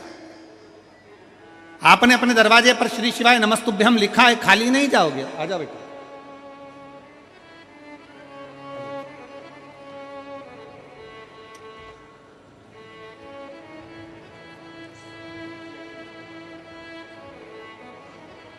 लुसिका यादव, बधाई बाबू, आपको बहुत बहुत बधाई हो, खुश रहो, बहुत अच्छा नाम है।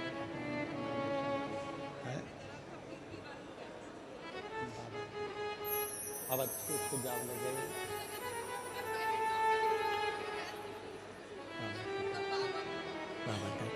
बेटी कह रही है मैं एक बार हिम्मत हार गई थी और प्राइवेट जॉब की तैयारी करने लगी थी, पर कथा सुनी, सोचा एक बार पंडाल में जाकर बैठती हूँ, सुना है कि पंडाल में मुराद पूर्ण होती है। चली गई कथा सुनने के लिए, 7 दिन पंडाल में रहकर कथा सुनी। प्राइवेट जॉब ढूंढने में लग गई थी, पर मुझे उम्मीद नहीं थी कि मेरा भी इतना बड़ा सिलेक्शन हो जाएगा। बाबा ने कृपा करी। बधाई बधाई बधाई बधाई बधाई। शिव तत्व। और खाली ना जाता कोई, सब बोलिए, दर से तुम्हारे खाली ना जाता कोई, दर से तुम्हारे मैं भी खड़ी हूँ नदी बाहें फसाए, अपने हृदय लगा लो लगा लो, गिरा जा रहा हूँ, उठा लो उठा लो, भोले अपने दर अब तो ना टालो, गिरी जा रही हो, उठा लो भरोसा करो शिव पर।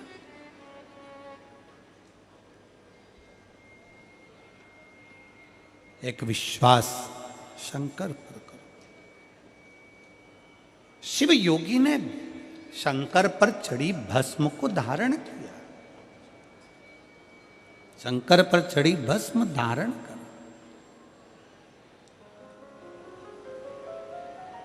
जब व्यक्ति तप करता है ना, जब व्यक्ति साधना करता है ना, आराधना में डूबता है, तो उसका तेज बल बढ़ता है। हाँ जी,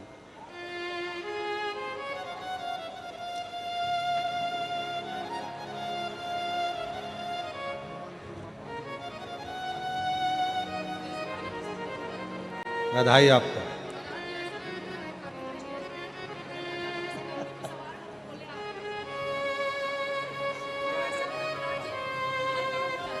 शिव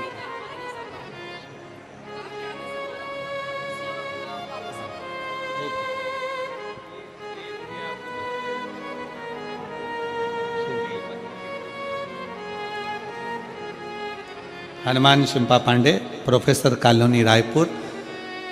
दीदी कह रही हैं कि श्री शिवाय नमस्तुभ्यम जब से दरवाजे पर लिखा है तब से बाबा ने खाली नहीं छोड़ा, उन्नति की ओर बढ़ाते ही चले जा रहा है, बढ़ा रहा है। शिव तत्व है।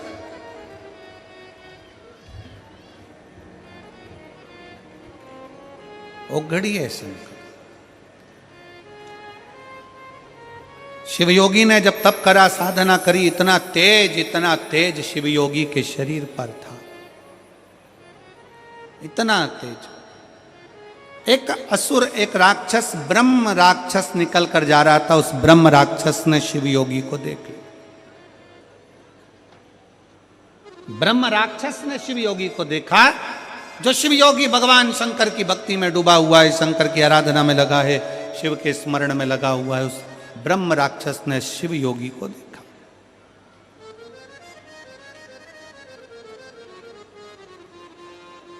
और शिव योगी को देखकर ब्रह्म राक्षस उसको खाने के लिए उसके पास में गया। पर ब्रह्म राक्षस को यह नहीं मालूम था कि जो शिव योगी तप साधना में लगा है वो भगवान शंकर की भस्म को चढ़ाकर अपने तन पर धारण करता है। उसको यह नहीं मालूम था कि शिव योगी भगवान शंकर पर चढ़े हुए जल का आचमन करता है, जल पीता है। उसको यह नहीं मालूम था कि शिव योगी भगवान शंकर पर चढ़ी हुई बेलपत्र का पान कर कर मस्तक का उसका स्पर्श करता है।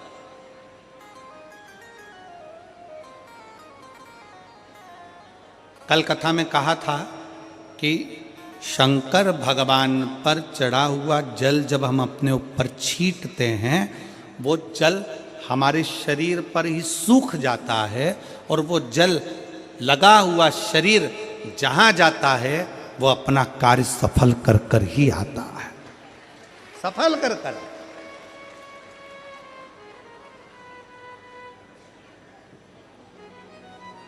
शिव महापुराण में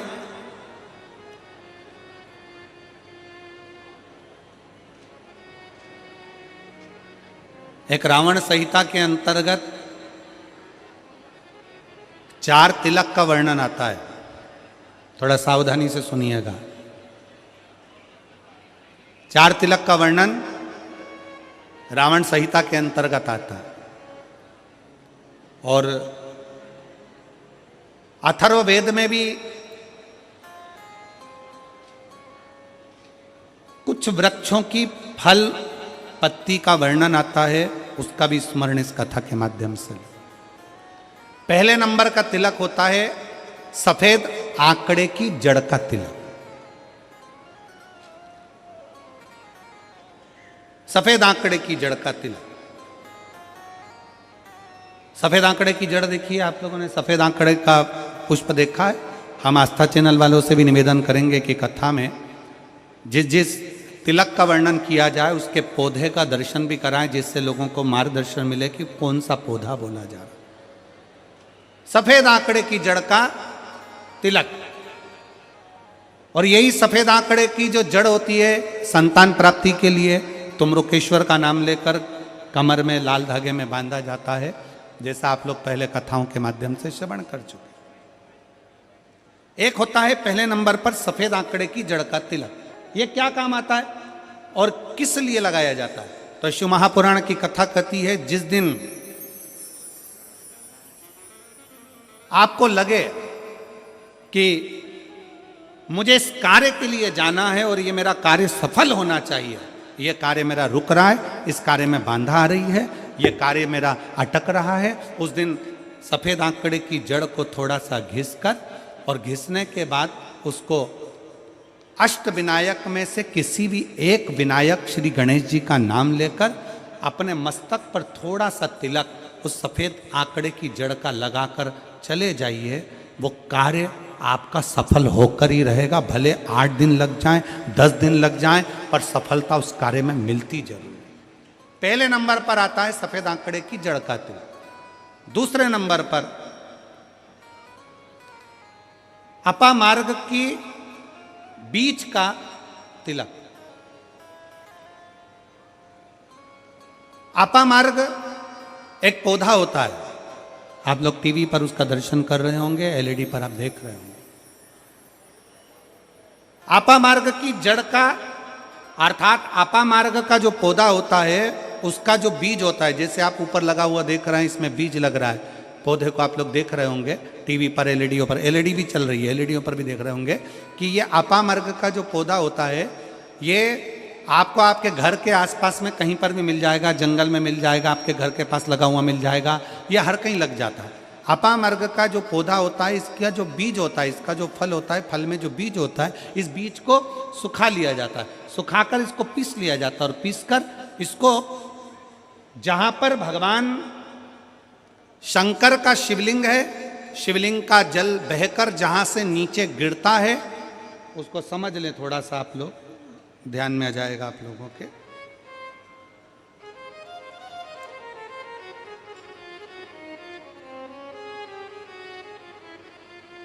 इधर देखिए, शिवलिंग की ओर ध्यान देंगे।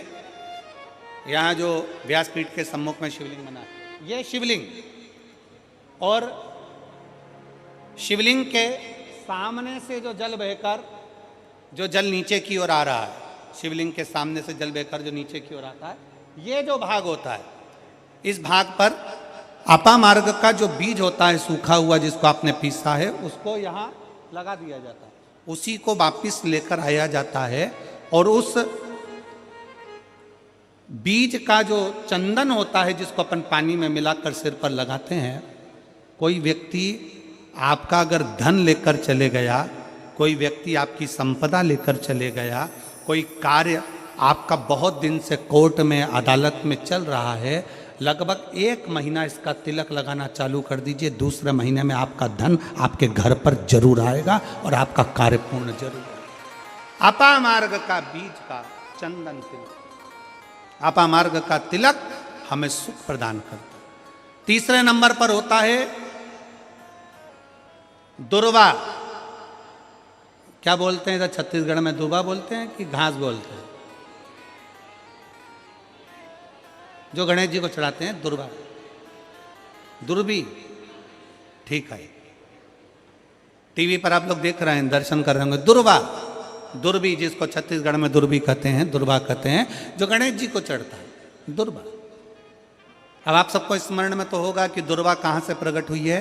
तो शिव महापुराण की कथा में विष्णु पुराण को अगर हम अध्ययन करें तो विष्णु पुराण का स्मरण करेंगे या कूर्म पुराण को पढ़ेंगे तो उसमें मिलेगा कि भगवान जब सुमेरु पर्वत को मंथन के लिए रखा गया था, तब वो पर्वत नीचे दबता जा रहा था, तब कच्छप भगवान अपनी पीठ पर उस पर्वत को धारण करे थे। कच्छप भगवान जब पीठ पर धारण करे तो समझ लो भगवान नारायण की जंघा पर ही वो पर्वत रखा हुआ था, जिसको घर्षण किया जा रहा था, घर्षण किया। वो पर्वत जैसा जैसा घसा रहा था, रोम गिर रहे थे, उसी रोम की दुर्वा का भाव हमारे शास्त्रों में आता, उसी से दुर्वा की उत्पत्ति मानी। दुर्वा गणेश जी को प्रिय है। और दुर्वा का फल कितना है?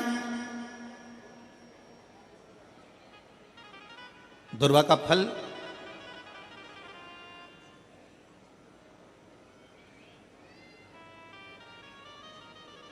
जब एक असुर ने उत्पात मचाया और गणेश जी के पास सूचना गई तो गणेश जी ने उस असुर को निगल लिया।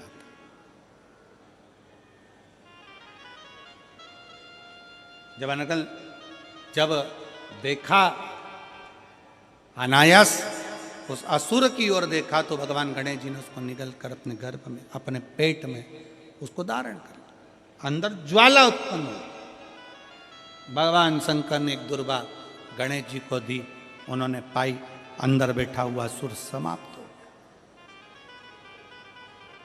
पाप कर्म हो, बेकार कर्म हो, गलत कर्म हो, असत्यता हो, या कई हमारे हाथों से हमारे द्वारा कोई पाप कर्म यदि हो जाता है, वैसे तो संपूर्ण विश्व में शिव महापुराण की कथा कहती है 4 स्थान पर प्रत्येक व्यक्ति से पाप होता है। पहला, झाड़ू लगाते समय छोटे छोटे जीव मर जाते हैं जिसका पाप माथे चढ़ जाता है। दूसरा, अग्नि जलाते समय छोटे छोटे पतंगे जल जाते हैं जिसका पाप मस्तक पर चढ़ जाता है। तीसरा, जल में कपड़े धोते समय, स्नान करते समय छोटे छोटे जीव मर जाते हैं जिसका पाप माथे चढ़ जाता है। चौथे नंबर का, चलकर जाते समय अपने पांव के नीचे, चप्पल के नीचे छोटे छोटे जीव मर जाते हैं जिसका पाप माथे चढ़ जाता है। शिव महापुराण की कथा कहती है एक दुर्वा शंकर जी को, एक दुर्वा गणेश जी को जब हम समर्पित करते हैं तो हमारे मस्तक का सारा पाप अपने आप समाप्त हो जाता है।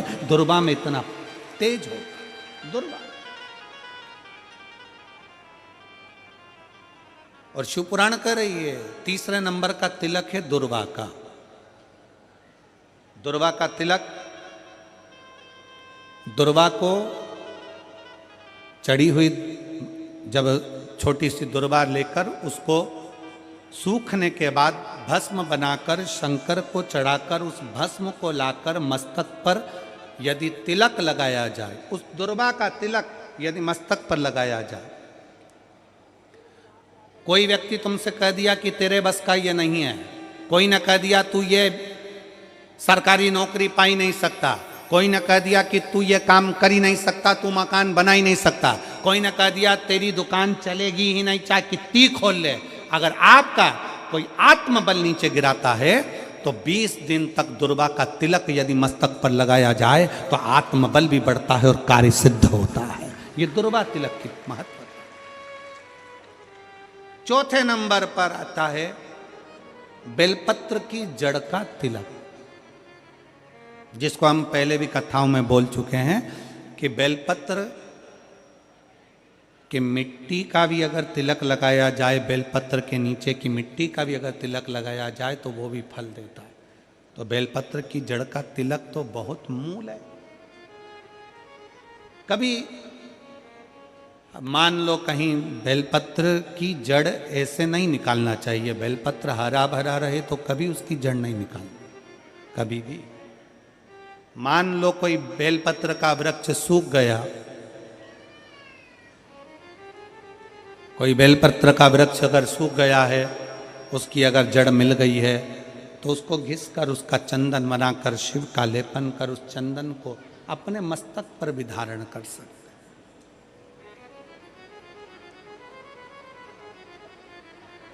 क्या होगा उससे? तो कहा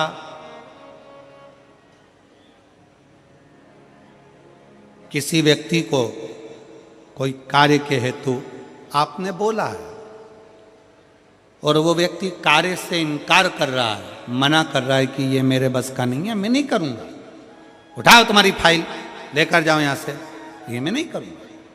तुम्हें लग रहा है कि ये केस मुझे जीतना है और मैं सत्य हूं और मेरा केस मुझे जीतना है और असत्यता भारी पड़ रही है, झूठ भारी पड़ रहा है, उस समय पर बेलपत्री का चंदन का तिलक या बेलपत्री के वृक्ष की मिट्टी का तिलक व्यक्ति को सफलता जरूर देता है। उस तिलक को धारण जरूर करना चाहिए,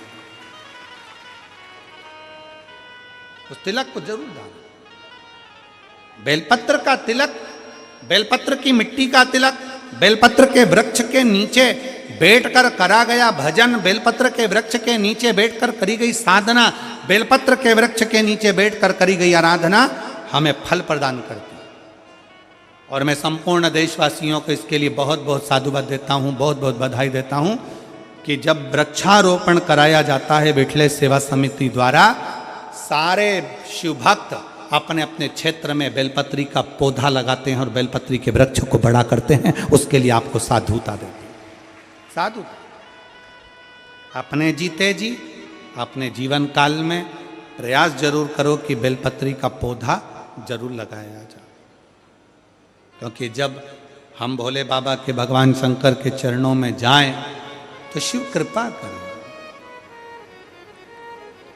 शिव करुणा करें।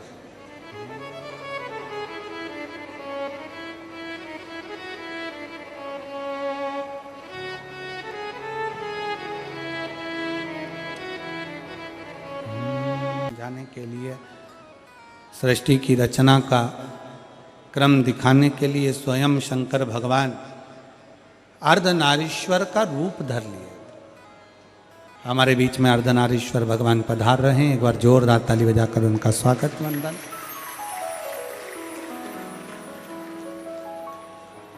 भगवान अर्धनारीश्वर का रूप धरकर भगवान शंकर ने आधा शिव का आधा शक्ति का,